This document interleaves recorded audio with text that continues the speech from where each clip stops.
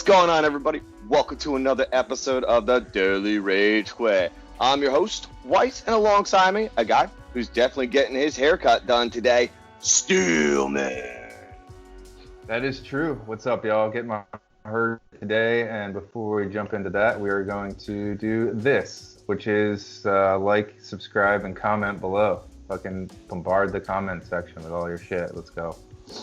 In today's episode, we have to dive in to Xbox's 2020 Game Showcase. This episode is going to cover the spectrum, everybody. We're going to give our overall impressions. We're going to talk about where Microsoft really focused their time and energy. We got to talk about Halo. Everybody's talking about it. Don't worry, we're not going to bore the shit out of you with it. And of course, the big standout games that Steelman and I are actually kind of interested in once everything launches out. So let's dive right into overall impressions. And I'm going to tell you, Steelman, right at the back, I thought Xbox did an okay job. I was anticipating for myself it to be kind of a big dump fest. But what ended up happening was they actually showcased a lot of the usual stuff, gameplay trailers and all of that, for a lot of games that seemed very interesting. And I'm going to throw this out there. Halo obviously was the biggest talk, and we're going to get into that. But I thought everything else that showed during the conference was actually better. Yeah, I think the one thing that we have to start with here is that a lot of this was gameplay, not gameplay, and cinematic footage. It's we've been disappointed in the past by that. So I'm not going to jump all into this and say these games are going to be excellent and they're going to be great. I think that's the first thing we have to look at. But overall, I was more impressed with Xbox than Sony's lineup of games. Like, Sony's shit bored me to tears. And there was a couple standout ones, but this one I thought was better. But overall, again, going back to the overall picture, when we get a launch, next generation launch, system launch, like we're about to have in the next couple months, you get a lot of this shit, which is like titles coming out that don't have a lot of pizzazz, and they're not the best ones. It's not like the ones you get down the line, and those games come down the line, mainly because there's a lot of ports going on still. So but what I saw from Xbox was still very intriguing, and I have to say that I was impressed by a number of games, more games than PlayStation. So yeah, that's without a doubt. And just to add to that, I mean, it's a lot of trailers, everybody. I mean, we've all loved trailers. We love it when they launch new names or revitalize, other games like Fable. But it's trailers. You don't know what you're actually getting. It's going to get you hyped up. That's what it's meant to do. But you got to keep your expectations kind of in the middle. Don't go over the top, because there's a lot of times over my gaming lifetime where I've seen trailers that I was super stoked about, and then I was totally disappointed. In the comments down below, let us know the most disappointing gameplay that you've played, but you were stoked about a trailer that you saw before the gameplay even launched. Yeah, I agree with you, man. This is the number one thing. There are a lot of games that have great cinematic trailers and just come out with completely disappointing games, with gameplay, and then you're kind of just like, meh. Happens time and time again. Got to keep a level head when we're watching these. There's a lot of these that were just cinematic. So, and we will mention that, and we will put that out there as we go through them. So, for sure. Now, going into it, what I want to focus in on now is Microsoft's focus, primarily Microsoft, because what we saw were two major things that they talked about a lot. Some of it was not as prevalent, I should say, but you start to see a lot of it and hinted in every single trailer. These two items are very clear to me. One, the Xbox Game Pass. Two, this is what fascinates me a whole lot, Xbox launch and PC launch. which is really confusing to me, but I'm starting to get it a little bit more. So, Steven, let's just dive right into the Game Pass right off the bat. Yeah, I think it's kind of obvious what's going on here. It looks like Xbox or Microsoft as a whole is really trying to kind of push their Game Pass more so than their console at this point. And they're not really worried about the exclusives as much anymore because they really want this Game Pass to kind of take off. And it makes sense in the long run, but I don't really know what they're going to do with the Xbox X and S here. It seems like they could sabotage themselves kind of and shoot themselves in the foot here with it, with this console generation. But if their play is for the long term, and the fact that they want to kind of be the Netflix of the gaming world, I see what they're doing. I understand that, and I guess that's their choice, and we'll see where it goes. I think the Game Pass is really important for PC and for Xbox. PC world, there's just a ton of PC players, and when you combine that with Xbox players, you're going to have a huge audience. So it's definitely going to sell. And what I really like about it, just looking at it now, PlayStation player. Steelman's a PlayStation guy too, and knowing that right now the Game Pass is $14 a month, and it's literally just like $170 a year, even for your average not so heavily gaming gamer, this is totally worth it. Yeah. If you're a super heavy gamer, there's no doubt you should be buying a pass like this because you would spend that amount in a quarter rather than just picking and choosing your games and based off your paychecks. So yeah. I find that to be very fascinating. It's cheap, so it's good. And I think what also is really great about it is that the accessibility. So pulling it to PC, pulling it to Xbox, now PC players are going to be like, well, why don't I get an Xbox controller? And you're going to start to cross-pollinate your consoles from PC to Xbox together. And listen, Microsoft is $1 trillion company, right? So they've got the funds to run it just like Netflix. My question becomes this. When you try to really expand on Game Pass, how's it going to impact the gaming studios that are putting AAA titles, indie studios that are putting out smaller titles? How are they going to compensate for that? Because if we want to load a library like that, it's going to be very fascinating. Are they actually going to be on there, like you mentioned, or are they not going to actually be able to pull every single title into it? I'm genuinely curious for the studios because that might piss them off. It also might be really great. Have zero idea. Yeah, I don't really know. It's a good question. I imagine some of their costs in producing actual discs goes away, which is probably nice for them. But in the end, are they compensated for every single time someone boots up a game and plays it, or what? What happens if someone boots up a game and plays it for 5 minutes? Is this game sucks. I delete it and go on to something else. Do they get paid $60 for that by Microsoft? Because that works out nice for them.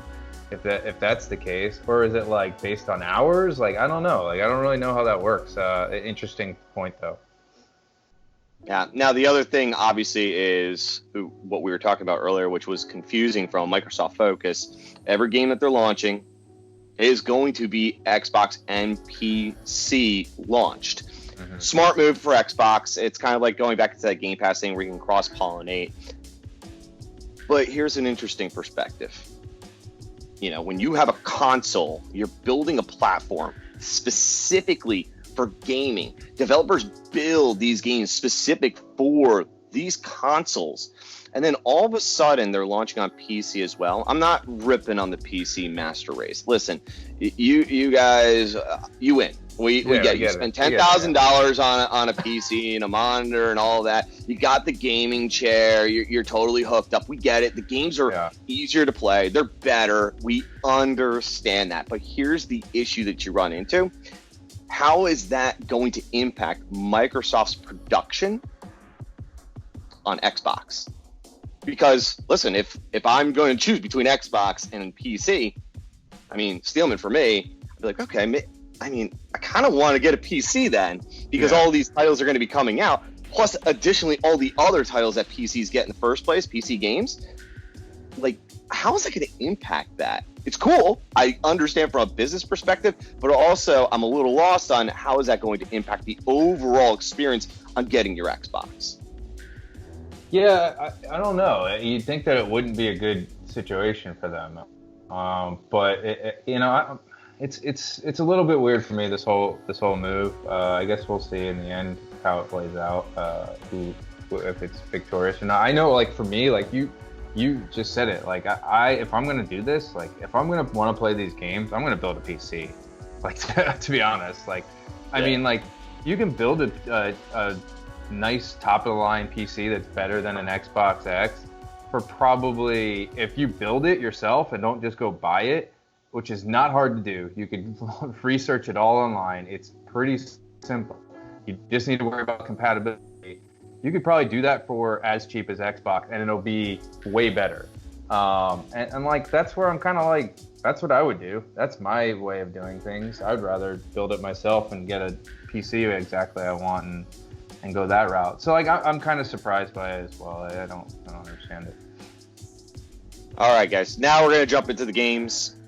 So the very first thing we got to do, Xbox kicked it off, which is interesting. They actually kicked it off rather than ended it, but I thought the ending was cool too, and throwing in Fable. But they actually kicked it off with just bringing in what I refer to as the Mario of Xbox, which is Master Chief and Halo itself. And Steelman, myself, and probably 700 million other people watched the video. There's a ton of reactions out there. Listen, we have the same feelings internally. There's a couple things that we want to just hit right off the bat, and we'll move on from that without a doubt. For me, it was a couple things. I'm looking at the good stuff here. It was smooth.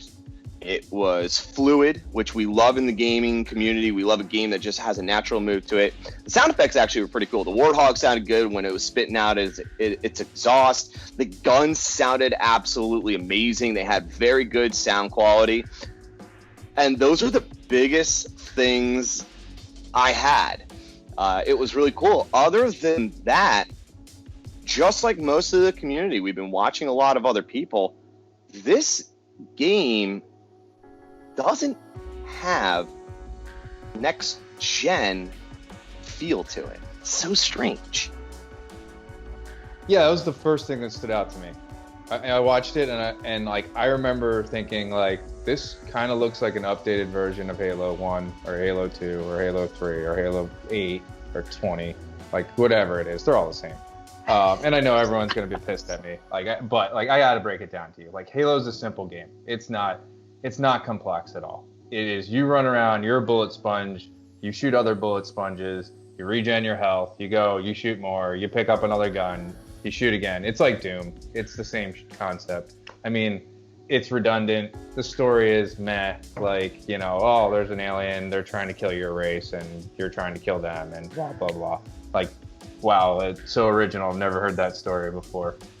Sorry, I know Halo fanboys are going to be fucking shitting their pants right now. They are like, dislike. They're getting ready to lube up their fists, dude. They're ready to give it to you. Yeah. Yeah, but, like, let's be real here. Like, you know, like, this is a money grab. This is like Star Wars episode 25 coming out, and, you know, oh, this is the side story of Luke Skywalker's baby sister that you never heard about, and we made a story behind it to grab all of your money and put it in our pockets. Like, that's what this is here to do, and that's what it will do. Like, everyone's just gonna be like, this is Halo, I gotta play it, and like honestly, like, it seemed like that's what they were going for. Like, it's just like, the environment looked the exact same, the landscapes look the exact same, like, the lighting looks better, it looks beautiful, but it just looks like the same old world. It's just been updated. Like, that's exactly what it was. I'm not even saying, like, there's no other opinion. Like, if you think that looked drastically different than any other Halo, you're wrong. You're just wrong. Like, that's all. And that's all I'm going to say about that. But, you know, the head scratchers for me is that, you know, they come out later after they receive a ton of criticism on this. they get all of this stuff kind of coming out, and then they're like blaming it on the Rona. They're saying, oh, well, you know, it wasn't in 4K, it was in 1080, so you got to remember that. Oh, and by the way, we did it on an Xbox S and not an X. Like, this is the premiere of your title that is the launch title of the system, and you put it on the lower system? Like, what? Like, that doesn't even make sense. It makes zero sense whatsoever. Like, why? Why would you do that? Like, I don't get it. I have no idea. The only thing I can think of is like there was some compatibility issue with the X and Halo Infinite that they couldn't get it on there. Because like, why would you not put it on the best system that you have? It doesn't make any sense to me. You've got to show the power that you're bringing to next gen, and you're absolutely right. I mean, the whole point of it. Put it on the powerful system and let it run as it needs to. Here's something interesting. Is that telling us that there is no fucking difference between the two systems, and you're just going to get the same shit? It doesn't matter whether if it's one or the other. That would be a disaster. That would be a fucking disaster. I will tell you this, though. It is Master Chief. It is the Halo series. It is again, it's the Xbox franchise. It is the poster child. It's going to sell not only the system, it's also going to sell copies galore. Almost all Xbox players will have the Halo series on their Xbox, so they know it's going to sell no matter what. It is a cash cow. We wish we had more. I really hoped for a really something interesting from the Halo series. There's some cool mechanics that are in there, but overall, it was just a little dull. Yeah, I mean, that's it. It wasn't impressive. That's all I got. Now, I'll tell you this, guys, though. There were some actually really cool standout games. Xbox did a great job. There was a lot of games. There was a lot to watch. And Steelman and I have been discussing over plenty of calls what really stood out to us as the top games. So without a doubt, make sure you go and you watch, the actual showcase itself on YouTube. Get your own opinions on it. There's a lot of trailers in there, so don't build up and think it's going to be something amazing. They're trailers. You could still get hyped, but make sure you keep your expectations leveled. But there are some cool things that stood out that Steelman and I really found. And Steelman, I'll let you kick it off with one of the games that you found out that was a standout. And we don't really know, like you said. This is definitely a cinematic. There was no gameplay of this, from what I remember. There might have been a gameplay shot or two.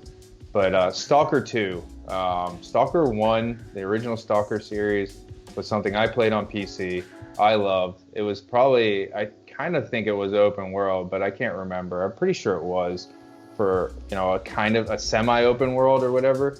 But, for those that don't know, Stalker it takes place after the Chernobyl disaster. You are a mercenary, for lack of a better word, that's running around. You collect items, you collect guns, you fight human, as well as these anomalies that occur in the zone, or it's kind of like radiated beings, I guess you would say, from the disaster. It's a cool concept. It was a cool game. And I'm interested in it. I want to see what it's like. Hopefully they do the series justice, and it was a cinematic though. So in the end, I have no idea. We'll wait for further stuff on that. But go ahead, man. Yeah, I'd love to hear what your thoughts on some of the stuff you really liked. So one of the games that actually really stood out to me, and this is an odd one. I mean, normally a shooter, gun-ho, multiplayer type of guy. And what I really found from an artistic perspective that really stood out was actually the beginning of the show. It was almost like right after Halo, is they came in with a game called Everwild. So Everwild, you don't get a whole lot about the game, but there's a few things without a doubt. The art style is insane. If you are not impressed with how the art is moving within that game, make sure you go watch the video on the game Everwild. This game not only looks cool from the team of Rare, but it's a 4-player co-op. There's 4 characters in there. I'm assuming you can either use AI and you can choose one of the characters, or you can jump in there with 4 people, which is kind of cool. And I think it's story driven. The art style is very strong, and overall, it's something different. We're getting not the same old shit that we normally do. We're going to pull back a little bit and let's get creative with it. And I think they're really going to utilize the functions that they need to make this game fluid, smooth, and really beautiful. Because guess what? There's a lot of great games out there from indie developers that have really killed it because of the art style. Right, Stealing, like when there's cool art involved, when the game looks different and it has that fluidity, all of a sudden you have a totally different type of game. And down below, make sure you comment, what are some of the most important artistic games that you've seen? Games that have really blown you away from their art styles. I'd really love to hear about it. Yeah, that one looked interesting. Similar to what you're saying, I thought Grounded was kind of that way too. Like a different, like cartoony art style. Cool concept. It really looks different in the way that you're in someone's backyard. It's a survival game taking place in a backyard, and you're building like forts and doing things. And it looks like it was 4-player multiplayer co-op, which is cool. It reminded me of the Forest, right? We said that right away. We're like, oh yeah, this looks like the Forest, but like a more cartoony version, kind of light it and fun. But yeah, that looks kind of cool too. Like the art style again, different type of game. It's not the run-of-the-mill crap that we always see. So I'm excited about that one as well.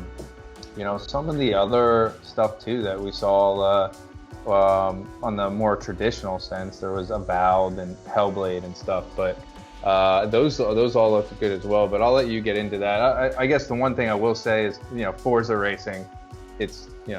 It's a racing game. It looks beautiful. It looked amazing. It's a racing game. Like that's what you get. If you're into racing games, you love it. If you're not, you don't give a shit. Like, and that's the way racing games are. So I'm not going to go too much into that. I am not a racing fan. I like driving in real life. The racing with a controller doesn't really do it for me. So I'm not my thing. So. Be sure to check out The Forest if you really were interested in that game. The Forest is a badass game done by an indie developer, Neverwinter Studios. It's just awesome. They're actually coming out with another version. I think it's either this year or next year, called Sons of the Forest, which is just going to be like them having a bigger budget and actually being able to crush the game, which we'll all be picking up here at the Daily Rage Quit. For sure. Now, another game that stood out to me, I just thought it was awesome. You saw Psychonauts 2. It's been a long time.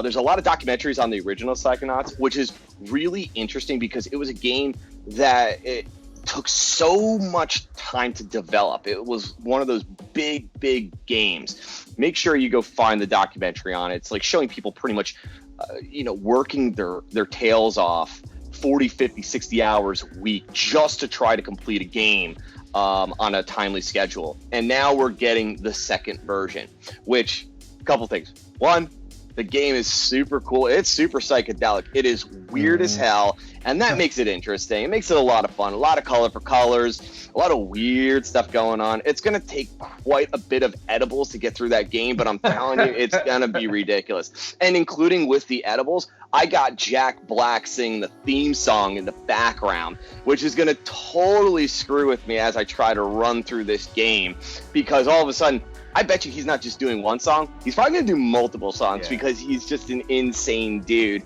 And from one beard guy to another, thank you, Jack Black. Thank you. But the game looks awesome, and I think they're going to be methodical in the storytelling like they were in the original, and I think we're going to see some really cool stuff out of it.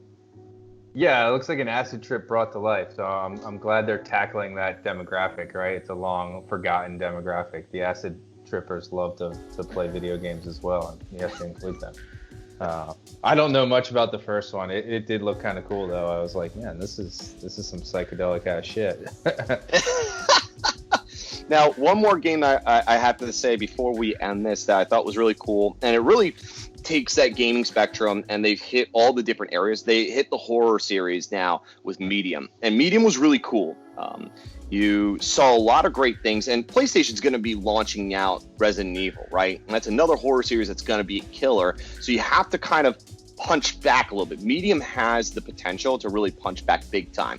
And so with Medium, I saw a couple things. One, beautiful game. The second thing is multiverse worlds. So it looks like for you, as you're trying to figure puzzles out and all that, you're going to have to flip through one world to another, or it's going to automatically flip you. But it's really cool because that means the developers took a lot of time not only building one world, but building a replicated world around it. And the Running Away and horror series that you saw, because you got gameplay through it, which, by the way, everybody, when you're watching this, all the games that we actually really liked had gameplay elements to it, not actually the trailers. S.t.a.l.k.e.r it's just, you gotta get stoked for S.t.a.l.k.e.r just because the series was awesome. So that's like that. We're not gonna give our hopes up, but we're happy to see that's coming back.